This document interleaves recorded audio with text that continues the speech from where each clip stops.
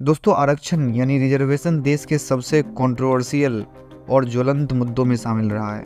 जिन लोगों को आरक्षण का लाभ मिलता है वो इसके समर्थन में तो होते ही हैं, लेकिन जिन लोगों को इसका लाभ नहीं मिलता उन्हें आरक्षण समानता के विरुद्ध लगता है।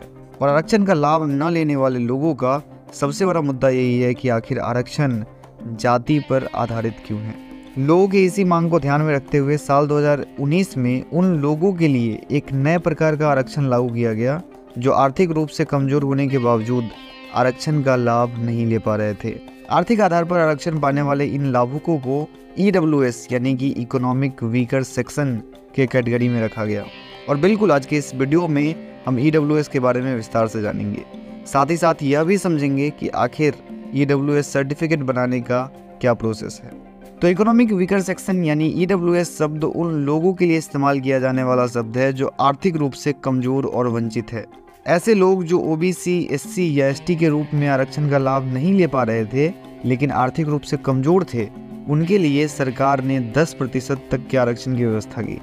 आरक्षण की इस व्यवस्था को लागू करने के लिए 130वां संविधान संशोधन किया गया और इस संशोधन के जरिए भारतीय संविधान के आर्टिकल 15 और 16 में कुछ बदलाव किए गए।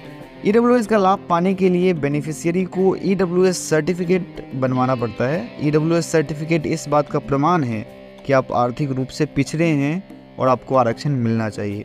EWS के कैटेगरी में शामिल होने के लिए कुछ एलिजिबिलिटी क्राइटेरिया है जो मैं आपको बता देता हूँ।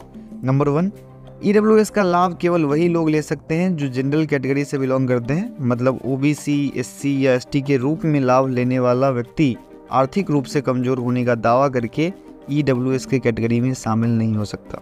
नंबर 2, EWS की कैटेगरी में शामिल होने के लिए आपके फैमिली की एनुअल इनकम 8 लाख से कम होनी चाहिए, वरना आप इस कैटेगरी में शामिल होने के लिए एलिजिबल नहीं होंगे।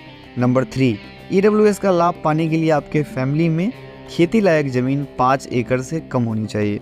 नंबर 4, अगर आप या आपकी फैमिली किसी फ्लैट के मालिक हैं तो उस फ्लैट का एरिया 1000 स्क्वायर फीट से कम होनी चाहिए। लेकिन कमाल की बात यह है कि जनरल कैटेगरी के ज़्यादातर लोग जिनका फैमिली इनकम 8 लाख से ज़्यादा है या फिर 1000 स्क्वायर फीट से ज़्यादा का घर है, वो भी बहुत आसानी से EWS सर्टिफिकेट बनवा ले रहे हैं। और जो आरक्षण मूल रूप से जनरल कैटेगरी में आर्थिक रूप से पिछड़े लोगों के लिए था, उसका लाभ जनरल कैटेगरी के लगभग सभी लोग धड़ल्ले से उठा रहे हैं। और कमाल की बात है कि EWS के इस आरक्षण का रिजल्ट भी काफ़ी अच्छा दिखा, क्योंकि आज के टाइम पर कई एग्ज़ाम्स में EWS का कट ऑफ OBC से कम होता है और जनरल कैटेगरी वाले वो लोग जो आर्थिक रूप से कमज़ोर थे वो वाकई में आरक्षण का लाभ उठाने के लिए एलिजिबल हो पाए हैं। EWS सर्टिफिकेट के लिए अप्लाई करने का तरीका अलग अलग स्टेट्स के अकॉर्डिंग अलग अलग है। कुछ राज्यों में EWS सर्टिफिकेट ऑफलाइन ही बनता है, जबकि बहुत से राज्यों में इसके लिए ऑनलाइन पोर्टल लॉन्च कर दिया गया है। प्रोसेस चाहे ऑनलाइन हो या फिर ऑफलाइन, आपको आधार कार्ड, पैन कार्ड, इनकम और रेसिडेंस सर्टिफिकेट के साथ एफिडेविट जमा करना होगा।